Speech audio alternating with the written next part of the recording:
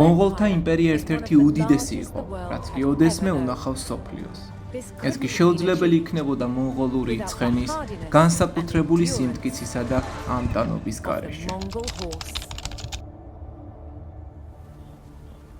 მონღოლური ცხენი იმპერიის მთავარი სატრანსპორტო საშუალება იყო. გობის უდაბნოს აუტანელი სიცხიდან აღმოსავლეთ ევროპის მკაცრ ყინვაგამძლე ზამთრამდე მას ნებისმიერ პირობებთან შეგუება უწევდა. პროფესორი დელ გიბურჯინი ამ ჯიშის ექსპერტია. მონღოლურ სტეპში ზამთარში ძალიან ცივა, ზაფხულში კი ძალიან ცხელა.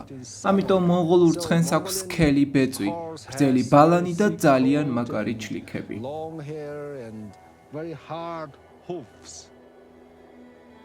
მათი ჩლიქები არასდროს იჭრებოდა და ფლოქვები არ ეკვრებოდა, რაც იდეალური იყო ნებისმიერი რელიეფის გადასაკვეთად.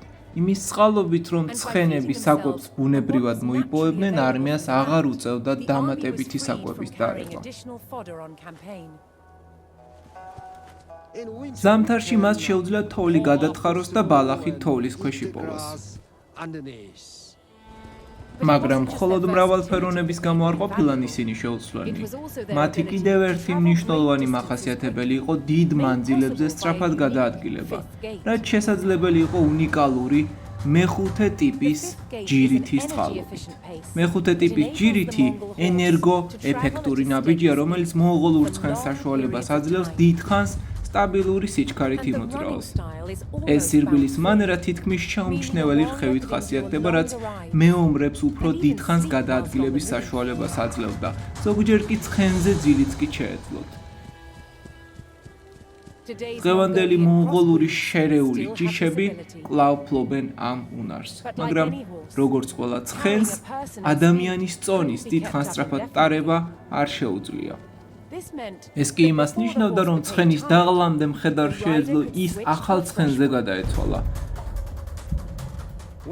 ცხენს სიარულისას ცვლიდნენ, ერთი ცხენიდან მეორეზე გადასხდებოდნენ პირდაპირ მოძრაობისას. ცხენების მრავალჯერადი შეცვლით კი მხედრებს შეეძლოთ უზარმაზარი მანძილები გაცილებით სწრაფად დაეფარათ, ვიდრე ჩვეულებრივ ჯარებს. სწორედ ამ სისწრაფემ, მოქნილობამ და ამტანობამ აქცია მონღოლური ცხენი იმ ძრავად, რომელმაც მონღოლური ჯარი გამარჯვებამდე მიიყვანა.